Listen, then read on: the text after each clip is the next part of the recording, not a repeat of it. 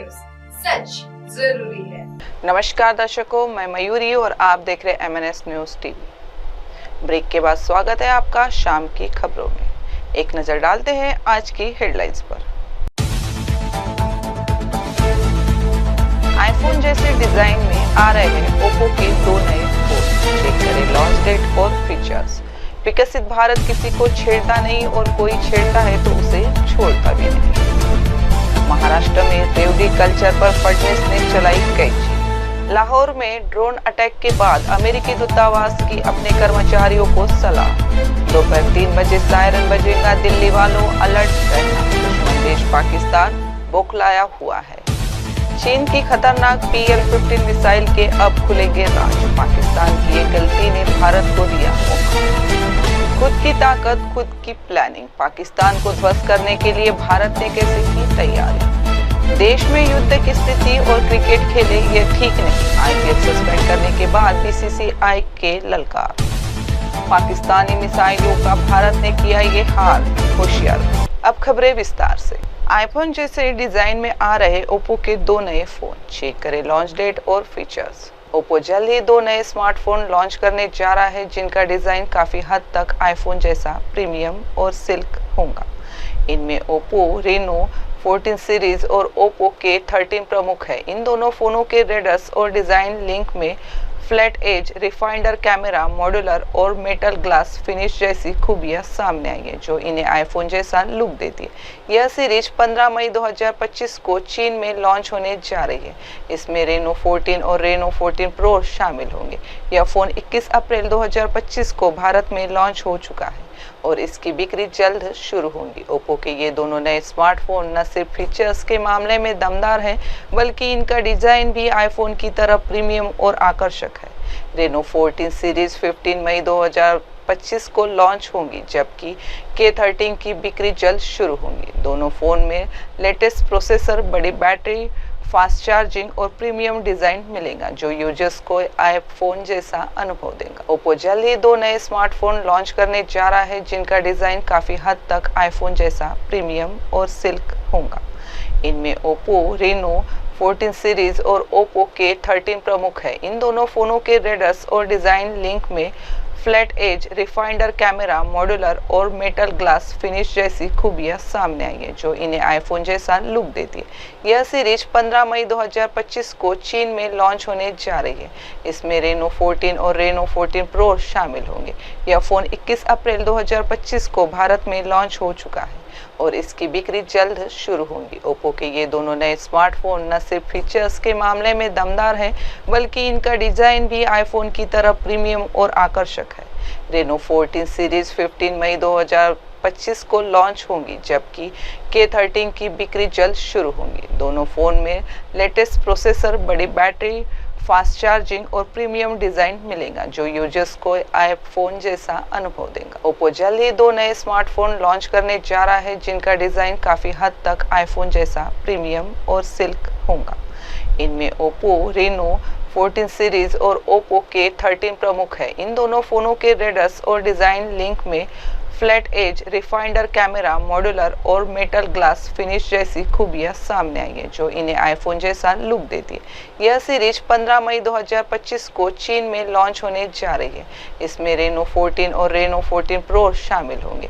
यह फोन 21 अप्रैल 2025 को भारत में लॉन्च हो चुका है और इसकी बिक्री जल्द शुरू होगी। ओप्पो के ये दोनों नए स्मार्टफोन न सिर्फ फीचर्स के मामले में दमदार हैं, बल्कि इनका डिजाइन भी आईफोन की तरह प्रीमियम और आकर्षक है। रेनो 14 सीरीज 15 मई 2025 को लॉन्च होगी, जबकि K13 की बिक्री जल्द शुरू होगी। दोनों फोन में लेटेस्ट प्रोसेसर, बड़ी बैटरी, फास्ट चार्जिंग और प्रीमियम डिजाइन मिलेगा जो यूजर्स को आईफोन जैसा अनुभव देगा। अब बढ़ते अगली खबर की ओर। विकसित भारत किसी को छेड़ता नहीं और छेड़ता है तो उसे छोड़ता भी नहीं। मुख्यमंत्री योगी आदित्यनाथ। उत्तर प्रदेश के मुख्यमंत्री योगी आदित्यनाथ ने ऑपरेशन सिंदूर के बाद लखनऊ में एक कार्यक्रम में विकसित भारत की नीति को लेकर बड़ा बयान दिया। उन्होंने पाकिस्तान पर भारत की कार्रवाई को विकसित भारत की झलक बताया और 2 टूक शब्दों में कहा, विकसित भारत किसी को छेड़ता नहीं है, लेकिन अगर कोई हमारे आंतरिक मामलों में हस्तक्षेप करके हमारे नागरिकों की सुरक्षा में सेंध लगाता है तो नया भारत जो विकसित भारत की आधारशिला बन चुका है वह उसको छोड़ता भी नहीं है, उसकी मान में घुसकर मारता है। कल आपने भारत की ताकत का एहसास दुनिया ने सभी किया है और आने वाले समय में भी दुनिया इस ताकत का एहसास करेगी। विकसित भारत का रूप कल ही आपने देखा होगा। ये पहले तो किसी को छेड़ता नहीं है, अगर किसी ने सेंध लगाई तो उसको छोड़ता नहीं, उसकी मान से घुसकर मारता है। आने वाले समय में भी दुनिया इस ताकत का एहसास करेंगी। विकसित भारत अनावश्यक रूप से किसी के कार्यों में हस्तक्षेप नहीं करता है। यह तो हमारा इतिहास रहा है कि हमने कभी भी बेवजह किसी देश के कार्य में हस्तक्षेप नहीं किया, लेकिन अगर कोई हमारे आंतरिक मामलों में हस्तक्षेप करता है, हमारे नागरिकों की सुरक्षा में सेंध लगाता है तो नया भारत उसको छोड़ता नहीं, उसकी मान से घुसकर जवाब देता है। योगी आदित्यनाथ का बयान भारत की बदलती वैश्विक छवि और आत्मविश्वास को दर्शाता है, जिसमें शांति के साथ साथ सुरक्षा और जवाबी कार्रवाई की नीति भी शामिल है। मुख्यमंत्री योगी आदित्यनाथ। उत्तर प्रदेश के मुख्यमंत्री योगी आदित्यनाथ ने ऑपरेशन सिंदूर के बाद लखनऊ में एक कार्यक्रम में विकसित भारत की नीति को लेकर बड़ा बयान दिया। उन्होंने पाकिस्तान पर भारत की कार्रवाई को विकसित भारत की झलक बताया और दो टूक शब्दों में कहा, विकसित भारत किसी को छेड़ता नहीं है, लेकिन अगर कोई हमारे आंतरिक मामलों में हस्तक्षेप करके हमारे नागरिकों की सुरक्षा में सेंध लगाता है तो नया भारत जो विकसित भारत की आधारशिला बन चुका है वह उसको छोड़ता भी नहीं है, उसकी मान में घुसकर मारता है। कल आपने भारत की ताकत का एहसास दुनिया ने सभी किया है और आने वाले समय में भी दुनिया इस ताकत का एहसास करेंगी। विकसित भारत का रूप कल ही आपने देखा होगा। ये पहले तो किसी को छेड़ता नहीं है, अगर किसी ने सेंध लगाई तो उसको छोड़ता नहीं, उसकी मान से घुसकर मारता है। आने वाले समय में भी दुनिया इस ताकत का एहसास करेंगी। विकसित भारत अनावश्यक रूप से किसी के कार्यों में हस्तक्षेप नहीं करता है। यह तो हमारा इतिहास रहा है कि हमने कभी भी बेवजह किसी देश के कार्य में हस्तक्षेप नहीं किया, लेकिन अगर कोई हमारे आंतरिक मामलों में हस्तक्षेप करता है, हमारे नागरिकों की सुरक्षा में सेंध लगाता है तो नया भारत उसको छोड़ता नहीं, उसकी मान से घुसकर जवाब देता है। योगी आदित्यनाथ का बयान भारत की बदलती वैश्विक छवि और आत्मविश्वास को दर्शाता है, जिसमें शांति के साथ साथ सुरक्षा और जवाबी कार्रवाई की नीति भी शामिल है।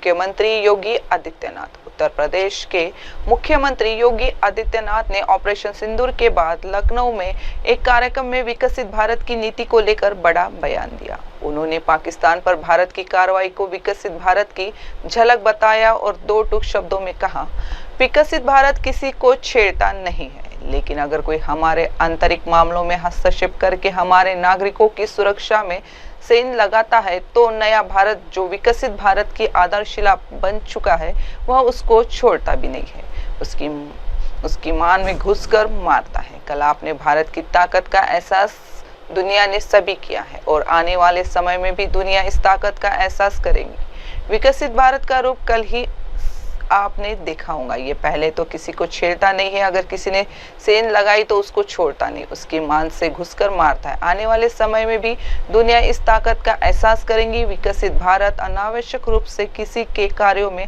हस्तक्षेप नहीं करता है। यह तो हमारा इतिहास रहा है कि हमने कभी भी बेवजह किसी देश के कार्य में हस्तक्षेप नहीं किया, लेकिन अगर कोई हमारे आंतरिक मामलों में हस्तक्षेप करता है, हमारे नागरिकों की सुरक्षा में सेंध लगाता है तो नया भारत उसको छोड़ता नहीं, उसकी मान से घुसकर जवाब देता है। योगी आदित्यनाथ का बयान भारत की बदलती वैश्विक छवि और आत्मविश्वास को दर्शाता है, जिसमें शांति के साथ साथ सुरक्षा और जवाबी कार्रवाई की नीति भी शामिल है। अब बढ़ते अगली खबर की ओर। महाराष्ट्र में रेवड़ी कल्चर पर फडणवीस ने चलाई कैची। लड़की बहन में कटौती के बाद किसानों की बड़ी योजना रद्द। महाराष्ट्र में मुख्यमंत्री देवेंद्र फडणवीस ने रेवड़ी कल्चर यानी मुक्त योजनाओं और लोक लुभावन वादों पर लगाम कसते हुए कई योजनाओं में कटौती और रद्दीकरण का फैसला लिया है। मुख्यमंत्री देवेंद्र फडणवीस के नेतृत्व में सरकार ने डिप्टी सीएम एकनाथ शिंदे के कार्यकाल में शुरू की गई शेतकरी भवन योजना को रद्द कर दिया है। यह योजना किसानों को सस्ती आवास और भोजन सुविधा देने के लिए बनाई गई थी, लेकिन अब इसे पूरी तरह से बंद कर दिया गया है, जिससे किसानों और गठबंधन के भीतर असंतोष बढ़ गया है। इसी के साथ सरकार ने किसानों के लिए शुरू की गई 1 रुपए वाली फसल बीमा योजना को भी बंद कर दिया है। इस योजना के तहत किसानों को केवल 1 रुपए में फसल बीमा मिलता था, लेकिन भारी फर्जीवाड़ों और 5.9 लाख फर्जी आवेदनों के खुलासे के बाद इसे रद्द कर दिया गया है। सरकार का कहना है कि यदि ये फर्जी दावे पास हो जाते तो राज्य पर 6,000 करोड़ रुपए का अतिरिक्त बोझ आ सकता था। अब किसानों को फसल बीमा के लिए प्रधानमंत्री फसल बीमा योजना के तहत प्रतिशत के आधार पर प्रीमियम देना होगा, जिससे छोटे किसानों की चिंता बढ़ गई है। सरकार का दावा है कि बचाए गए पैसे को कृषि में पूंजी निवेश के लिए इस्तेमाल किया जाएगा। राजनीतिक विशेषज्ञों का मानना है कि चुनावी वादों को पूरा करना राज्य की वित्तीय सेहत के लिए चुनौती बनता जा रहा है और रेवड़ी कल्चर की राजनीतिक राजकोषीय दबाव को और बढ़ा सकती है। वकील विपक्ष और किसान संगठनों ने इसे किसान विरोधी करार दिया। महाराष्ट्र में मुख्यमंत्री देवेंद्र फडणवीस ने रेवड़ी कल्चर यानी मुक्त योजनाओं और लोक लुभावन वादों पर लगाम कसते हुए कई योजनाओं में कटौती और रद्दीकरण का फैसला लिया है। मुख्यमंत्री देवेंद्र फडणवीस के नेतृत्व में सरकार ने डिप्टी सीएम एकनाथ शिंदे के कार्यकाल में शुरू की गई शेतकरी भवन योजना को रद्द कर दिया है। यह योजना किसानों को सस्ती आवास और भोजन सुविधा देने के लिए बनाई गई थी, लेकिन अब इसे पूरी तरह से बंद कर दिया गया है, जिससे किसानों और गठबंधन के भीतर असंतोष बढ़ गया है। इसी के साथ सरकार ने किसानों के लिए शुरू की गई 1 रुपए वाली फसल बीमा योजना को भी बंद कर दिया है। इस योजना के तहत किसानों को केवल 1 रुपए में फसल बीमा मिलता था, लेकिन भारी फर्जीवाड़ों और 5.9 लाख फर्जी आवेदनों के खुलासे के बाद इसे रद्द कर दिया गया है। सरकार का कहना है कि यदि ये फर्जी दावे पास हो जाते तो राज्य पर 6,000 करोड़ रुपए का अतिरिक्त बोझ आ सकता था। अब किसानों को फसल बीमा के लिए प्रधानमंत्री फसल बीमा योजना के तहत प्रतिशत के आधार पर प्रीमियम देना होगा, जिससे छोटे किसानों की चिंता बढ़ गई है। सरकार का दावा है कि बचाए गए पैसे को कृषि में पूंजी निवेश के लिए इस्तेमाल किया जाएगा।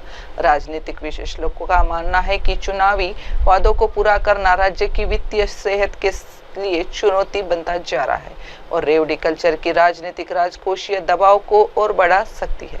वकील विपक्ष और किसान संगठनों ने इसे किसान विरोधी करार दिया। महाराष्ट्र में मुख्यमंत्री देवेंद्र फडणवीस ने रेवड़ी कल्चर यानी मुक्त योजनाओं और लोक लुभावन वादों पर लगाम कसते हुए कई योजनाओं में कटौती और रद्दीकरण का फैसला लिया है।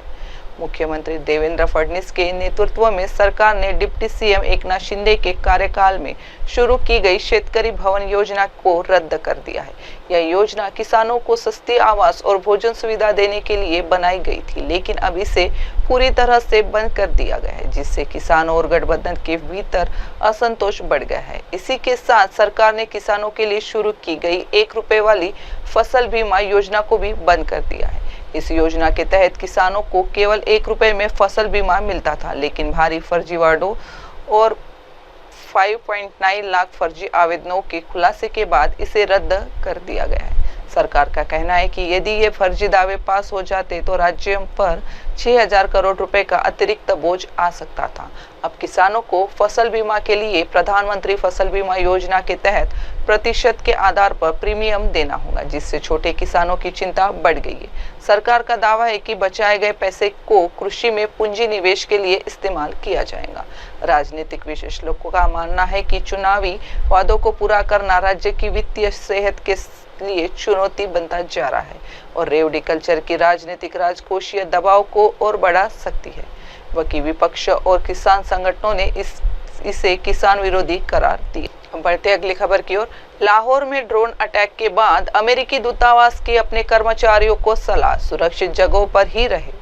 लाहौर में ड्रोन हमलों और एयर स्पेस उल्लंघन की खबरों के बाद अमेरिकी दूतावास ने अपने सभी कर्मचारियों और नागरिकों के लिए सख्त सुरक्षा चेतावनी जारी की है।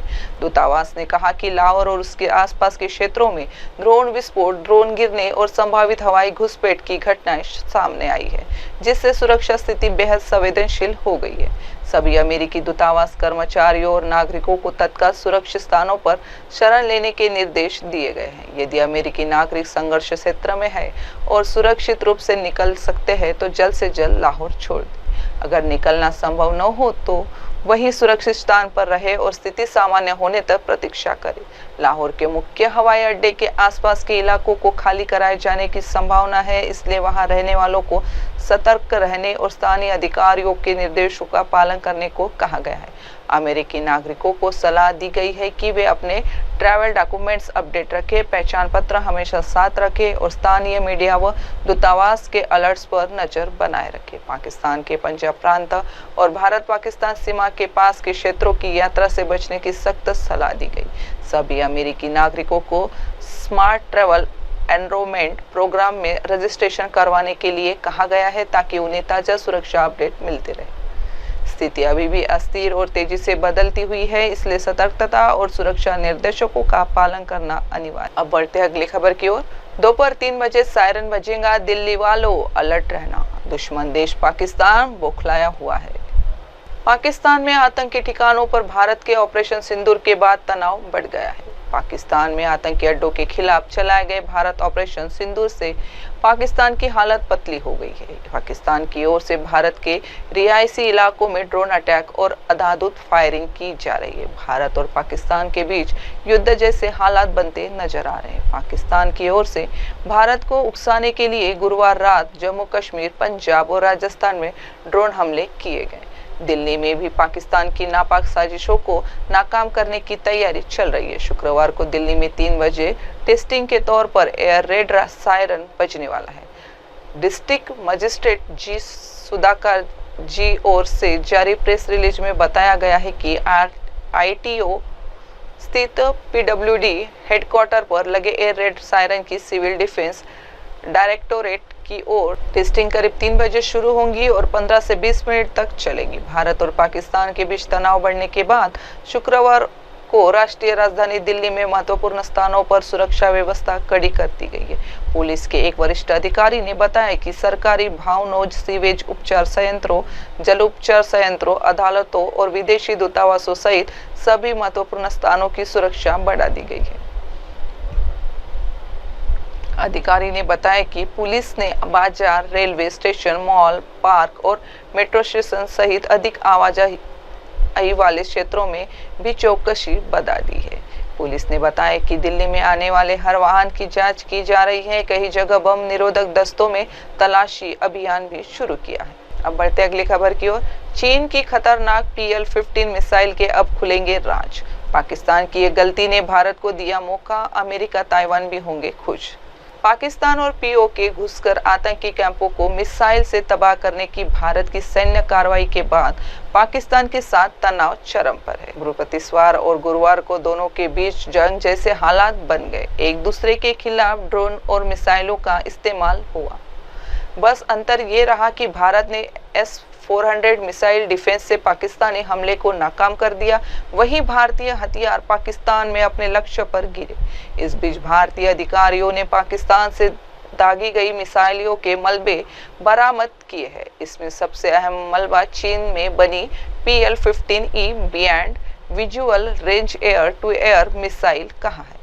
पाकिस्तान ने इस चीनी मिसाइल को भारतीय लड़ाकू विमानों को निशाना बनाने के नाकाम प्रयास के तहत दागा था। सबसे ताजा मलबे को होशियार के एक ग्रामीण क्षेत्र में पाया गया है। सके मिसाइल के डिजाइन और इसकी प्रदर्शन क्षमता के बारे में महत्वपूर्ण जानकारी जुटाने में मदद मिलेगी।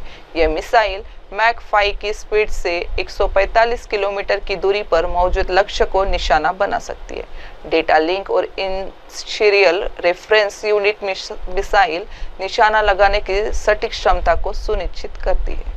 पाकिस्तान और POK घुसकर आतंकी कैंपों को मिसाइल से तबाह करने की भारत की सैन्य कार्रवाई के बाद पाकिस्तान के साथ तनाव चरम पर है। बृहस्पतिवार और गुरुवार को दोनों के बीच जंग जैसे हालात बन गए। एक दूसरे के खिलाफ ड्रोन और मिसाइलों का इस्तेमाल हुआ। बस अंतर ये रहा कि भारत ने S-400 मिसाइल डिफेंस से पाकिस्तानी हमले को नाकाम कर दिया, वहीं भारतीय हथियार पाकिस्तान में अपने लक्ष्य पर गिरे। इस बीच भारतीय अधिकारियों ने पाकिस्तान से दागी गई मिसाइलों के मलबे बरामद किए हैं। इसमें सबसे अहम मलबा चीन में बनी PL-15E beyond visual range air to air missile कहा है। पाकिस्तान ने इस चीनी मिसाइल को भारतीय लड़ाकू विमानों को निशाना बनाने के नाकाम प्रयास के तहत दागा था। सबसे ताजा मलबे को होशियार के एक ग्रामीण क्षेत्र में पाया गया है। सके मिसाइल के डिजाइन और इसकी प्रदर्शन क्षमता के बारे में महत्वपूर्ण जानकारी जुटाने में मदद मिलेगी।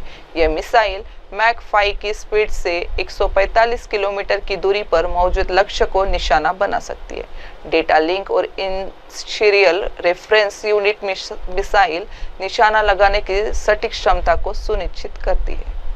अब बढ़ते अगली खबर की ओर। खुद की ताकत, खुद की प्लानिंग, पाकिस्तान को ध्वस्त करने के लिए भारत ने कैसे की तैयारी। पहलगाम हमले के बाद भारत ने ऑपरेशन सिंदूर के तहत पाकिस्तान को करारा जवाब दिया। इस कार्रवाई ने आतंकवाद के खिलाफ भारत की दृढ़ता को दर्शाया और वैश्विक स्तर पर देश का कद बढ़ाया। पहलगाम में आतंकी हमले के बाद से भारत ने ऑपरेशन सिंदूर के जरिए पाकिस्तान के साथ ही दुनिया को दिखाया कि आतंकी लड़ाई में वह किस मजबूती से खड़ा है। भारत ने न सिर्फ पाकिस्तान अधिकृत कश्मीर में आतंकियों के ठिकानों को तबाह किया, बल्कि अंतर्राष्ट्रीय सीमा से करीब 100 किलोमीटर दूर बहावलपुर में जैश के मुख्यालय को भी जमींदोज कर दिया। आतंक के खिलाफ इस लड़ाई में भारत ने जिस दृढ़ता से पाकिस्तान को आईना दिखाया है, उसे देश दुनिया में हमारा कद और मजबूत हुआ। इन हमलों की योजनाओं से लेकर क्रियान्वयन ने हमारी ताकत के साथ ही प्लानिंग की सटीकता को दर्शाया है। भारत ने आतंकियों के साथ पाकिस्तानी सेना की संबंधों को सबूतों के साथ दिखाकर पड़ोसी को दुनिया के सामने शर्मसार किया है।